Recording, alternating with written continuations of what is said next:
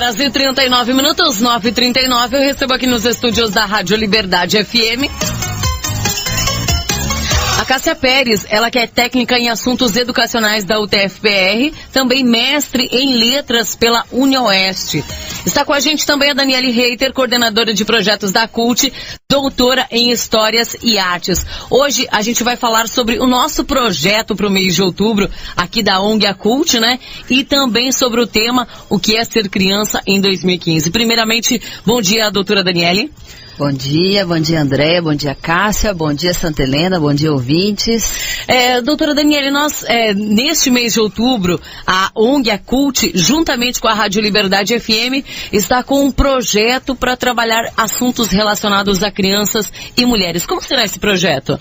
Pois é, Andréia, mais uma vez a gente tem aí essa preocupação de tornar a rádio comunitária cada vez mais comunitária, né? Então, uma estratégia interessante que a gente pensou foi eleger temas que tenham relação com o mês, né? Com as datas comemorativas e representativas do mês.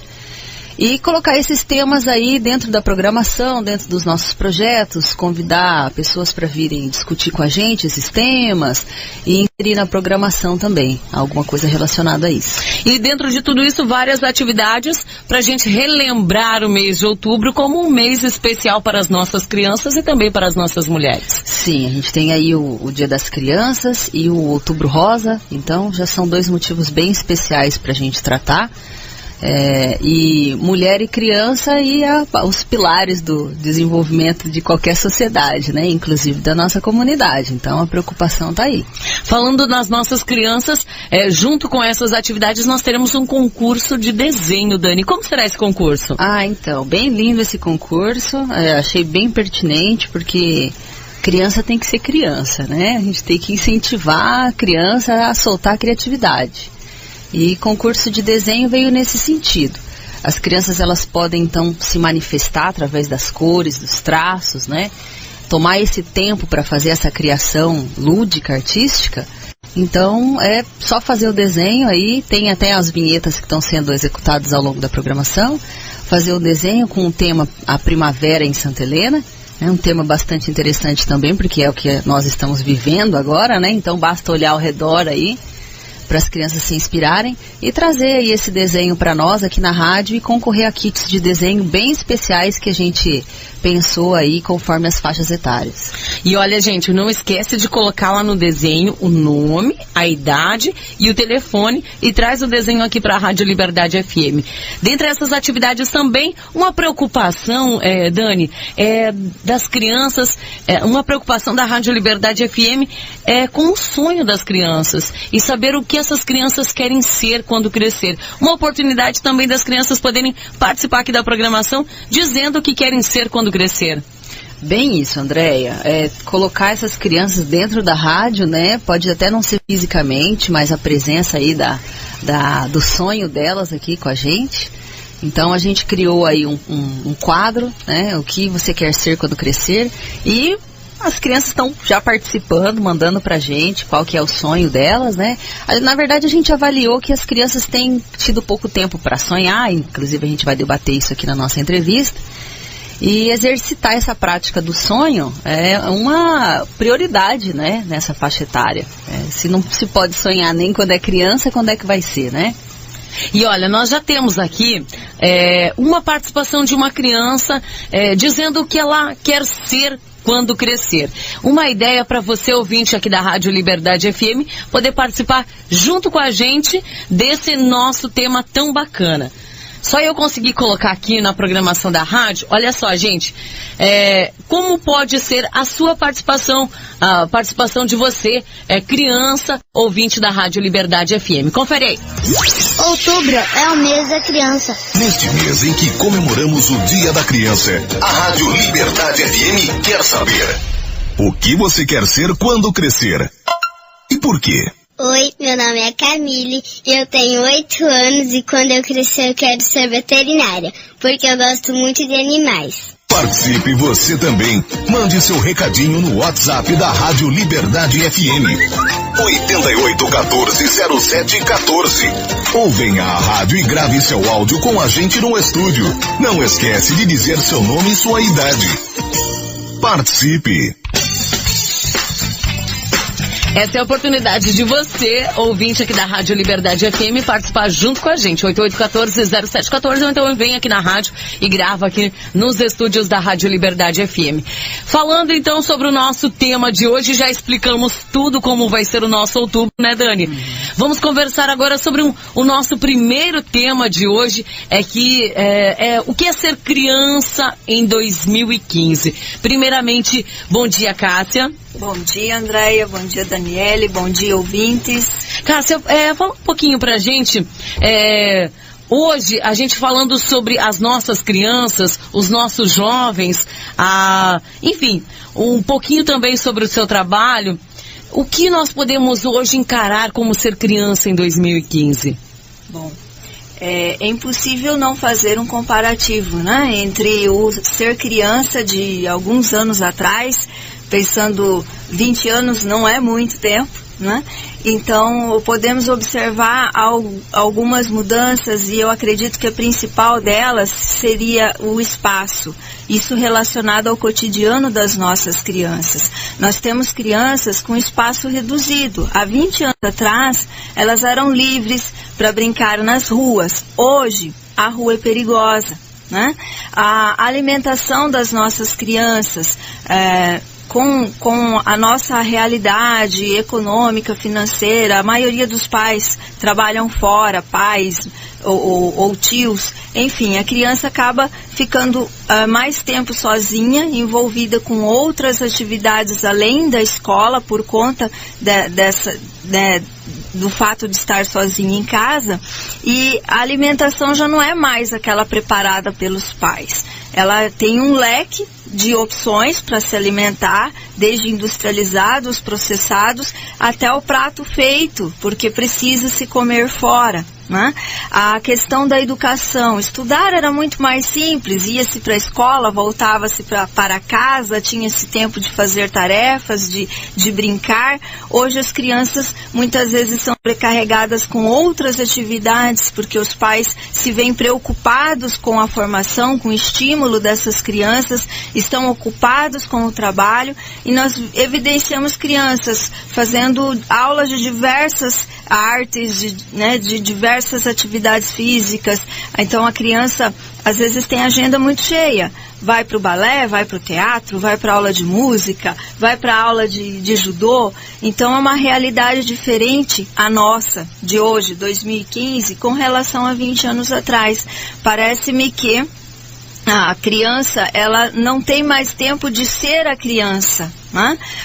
Falando um pouquinho de tecnologia, há 20 anos atrás nós assistíamos uma TV aberta com uma programação limitada ao lado dos nossos pais. Hoje nós temos muito mais diversas modalidades de programas voltados para a criança. A TV não é mais só aberta, a criança tem acesso à TV, a canais fechados com muitas possibilidades, sem contar na internet. Hoje está tudo posto lá, né? Muitas vezes os pais até usam a internet para deixar os filhos em casa, presos em casa. Consequentemente, nós temos o sedentarismo. A criança já não sai mais para a rua, já não sai para brincar, e com relação a isso, eu tenho uma criança sedentária, uma criança que se alimenta muitas vezes não mais tão saudavelmente como antes, e a consequência é sedentarismo e obesidade. Então eu tenho um perfil de criança diferente hoje. É claro que há um contexto muito grande que envolve tudo isso, né? A realidade dos pais é diferente. E às vezes eu me pego refletindo sobre isso.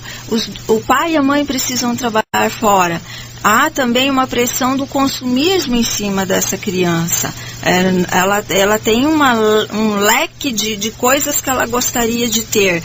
Consequentemente, o pai é pressionado a ter mais dinheiro para agradar essa criança. Então, uma cadeia muito complexa de relacionamentos, né? E da realidade do cotidiano da nossa família hoje. Sem contar que hoje as mídias e as novas tecnologias influenciam muito o crescimento da criança. Com certeza, né? A criança ela tem acesso a muito mais informações do que há 20 anos atrás. A criança ia para a escola para ter o acesso ao conhecimento. Hoje não. Ela tem o acesso ao conhecimento. Talvez ela tenha que ser melhor orientada, ser orientada a usar esse conhecimento da melhor maneira possível, porque ela tem o acesso. Lembrando, gente, olha, a Cássia Pérez, ela é técnica em assuntos educacionais da UTFPR, e antes da gente conversando em off, a gente falava sobre um assunto muito interessante, que são os sonhos, principalmente das crianças e dos jovens. Hoje a gente vê que os jovens não apresentam sonhos em relação à família, futuros relacionamentos, ou até mesmo em sua profissão. Como que a gente pode trabalhar isso tudo? Como hoje a gente pode trabalhar isso com os nossos jovens? Olha, Andréia, eu acredito que isso é uma grande incógnita. Nós não temos fórmulas para resolver isso. Eu conversei em off com vocês antes no sentido de que isso me angustia muito. O depoimento dos nossos jovens me transparece isso, essa falta de perspectiva, essa falta de parar para sonhar, de se imaginar no futuro. E eu acredito assim que eu tenho que falar pensando na educação do país. Nós estamos sim enfrentando uma crise, porque é claro, enfrentamos um choque de geração e não existem fórmulas. Existem estímulos, existem maneiras de experimentar ou trabalhar com essa criança e com esse jovem. Mas é realmente preocupante e angustiante, porque nós não temos fórmulas, nós não temos respostas prontas. E falando dessas respostas prontas, né, Dani, a gente conversava antes em off também, que às vezes as crianças, essa nossa pergunta, o que você quer ser quando crescer, às vezes as crianças não sabem nem o que responder. Sim. André, eu acho interessante a gente perceber também o contexto histórico desses conflitos de gerações, né?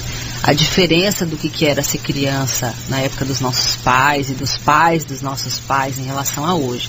Você vê, por exemplo, aí, infância na primeira metade do século passado, ou até aí o final dessa primeira metade, vivia um contexto de guerra. A gente está falando aí de Primeira e Segunda Guerra Mundial. Então era um contexto em que estar vivo, manter uma segurança alimentar e não cair uma bomba na cabeça, falando assim da parte prática, não levar um tiro, não cair uma bomba na cabeça, que ainda é realidade em outros países, era uma realidade mundial. Você vê aí que a Segunda Guerra Mundial terminou aí na virada da primeira para a segunda metade do século passado. Então, quando essa guerra terminou, quando teve esse momento de paz, o que esses adultos, esses jovens queriam? Queriam ter um emprego. Tudo que eles queriam era ter um emprego, uma segurança, uma segurança de vida.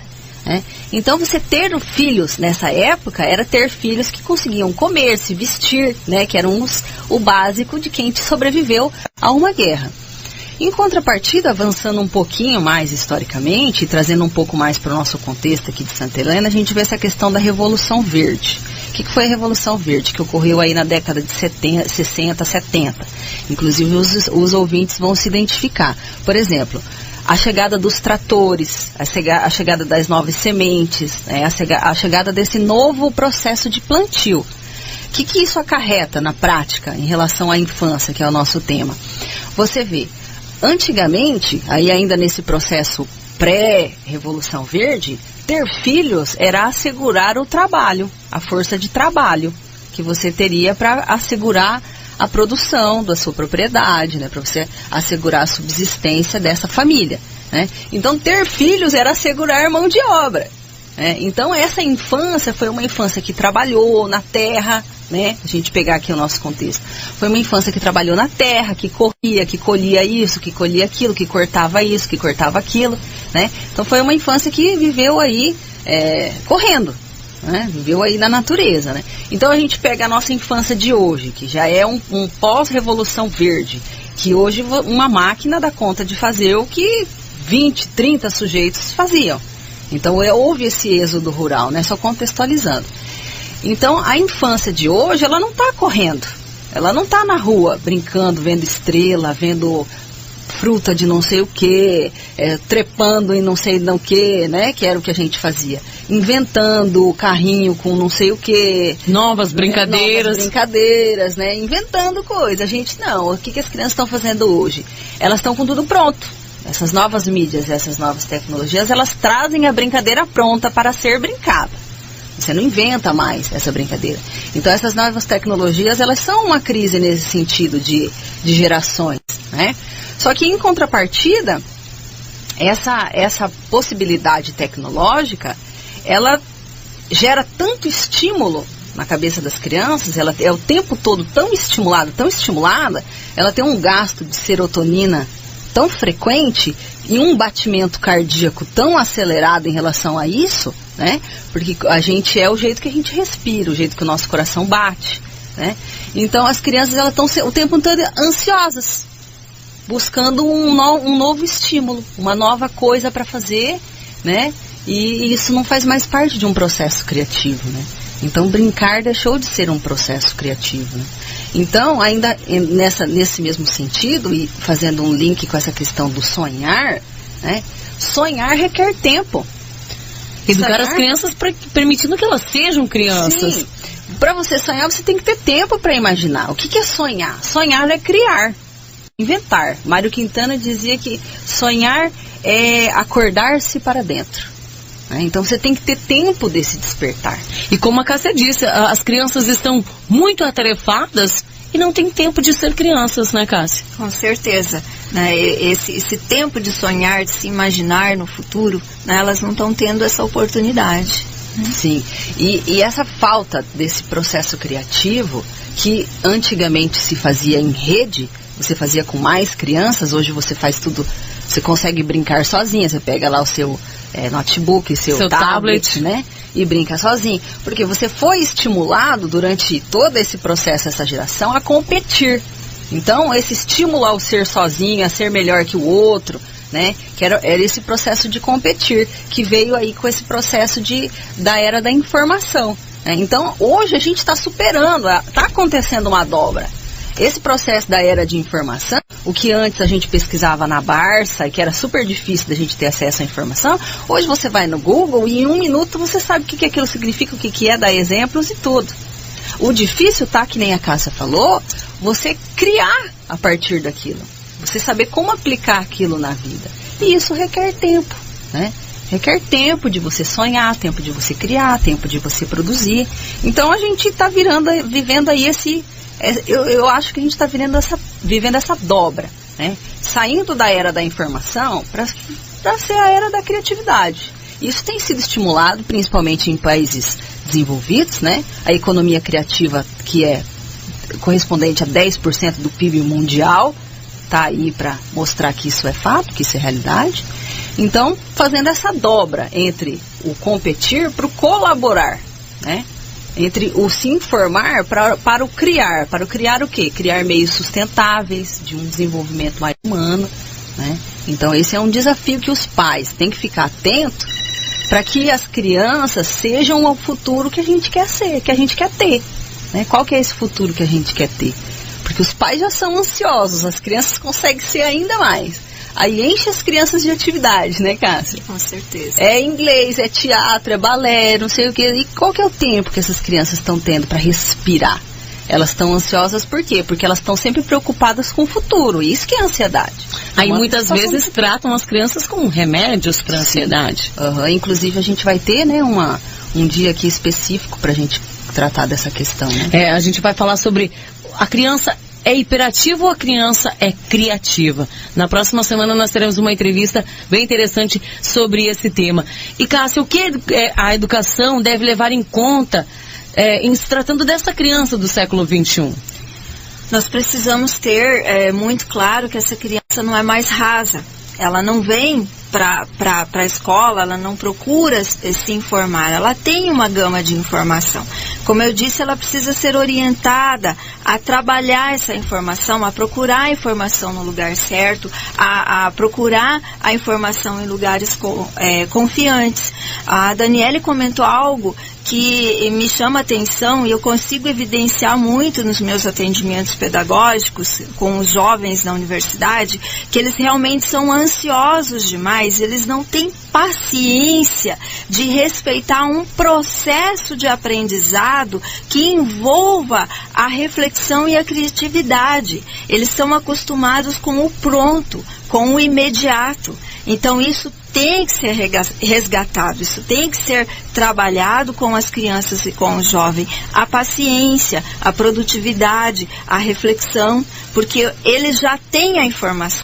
Isso já está pronto. Como a Daniele comentou, se eu digitar no Google qualquer dúvida que eu tiver, o grande oráculo da modernidade vai me responder. Mas eu preciso saber o que eu posso fazer com isso. Eu acredito que seja por aí o caminho norteador para a educação. Como eu disse, é uma angústia, não é uma resposta pronta. Pode ser que nós tentamos trabalhar nesse sentido e não consigamos e teremos que procurar outro caminho. E falando agora sobre o futuro dessa geração, o que nós podemos pensar então agora, já que nós falamos da criança de 2015, então o futuro dessa geração, o que pode acontecer com essas crianças? Bom, elas precisam, é urgente, né, essa reflexão, né?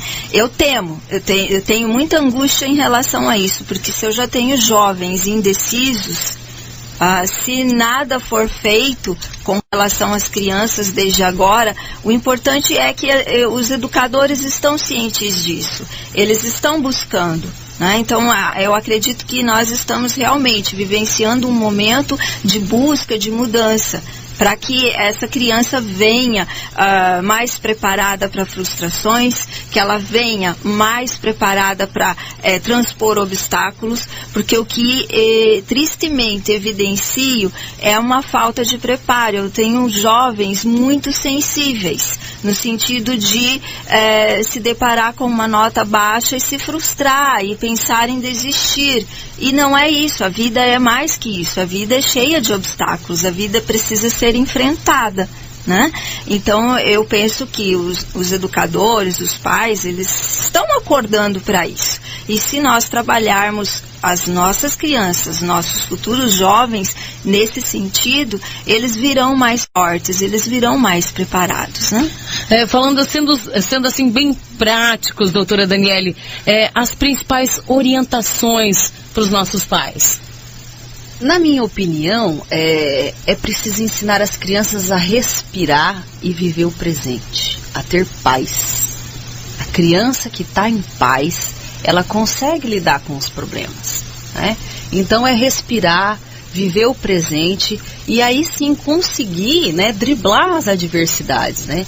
Uma das estratégias talvez seria esse contato com a arte, né? Que é um momento que as crianças podem se expressar livremente, sem pressa, né?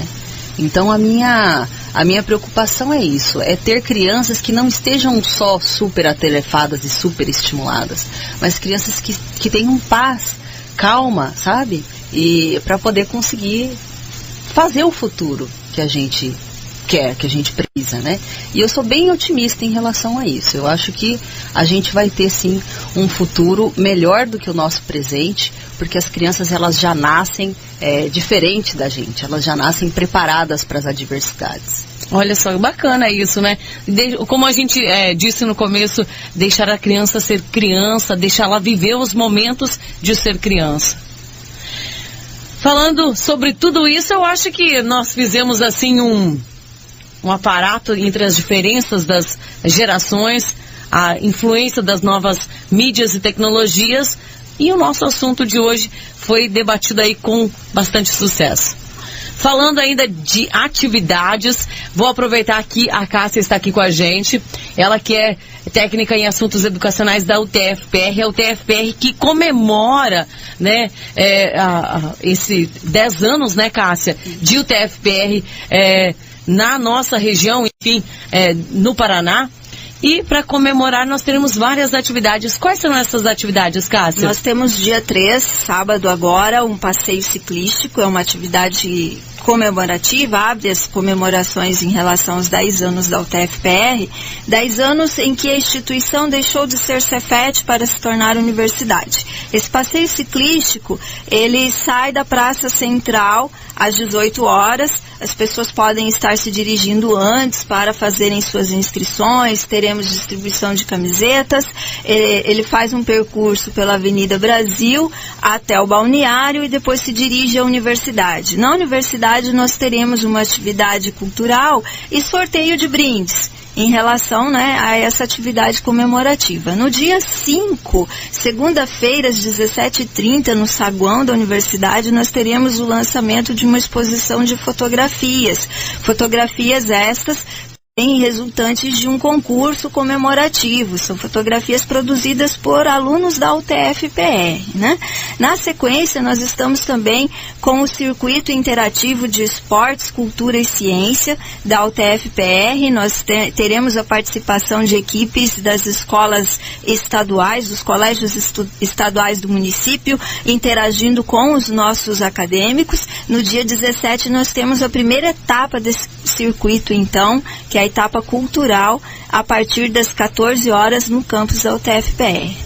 Olha só, uma programação bem comemorativa. Falando do passeio ciclístico, Cássia, quem pode participar? Toda a comunidade está convidada. Convide seus vizinhos, seus parentes, as crianças, estão todos convidados a participarem do passeio ciclístico. Olha só, que bacana. E, claro, né, o convite também para que a comunidade conheça também todas as atividades da UTF em Santa Helena. São 10h06. Muito obrigada, Cássia, pela sua participação aqui na Rádio Liberdade FM. Obrigada, Andréia. Obrigada, Daniele. Obrigada a todos os ouvintes. E fica o espaço aberto, né, para todas as atividades aí da UTF-PR. Muito obrigado também, Dani, pela sua participação aqui na Rádio Liberdade FM. Obrigada, Andréia. Obrigada, pessoal aí de casa. Já, eu tô de volta com... Hoje tem o nosso trilha sonora, daqui a pouquinho tem balão mágico aqui no na nossa programação. Enfim, uma programação voltada para o mês de outubro, aqui da sua 87. Tô ligado. Liberdade, a melhor.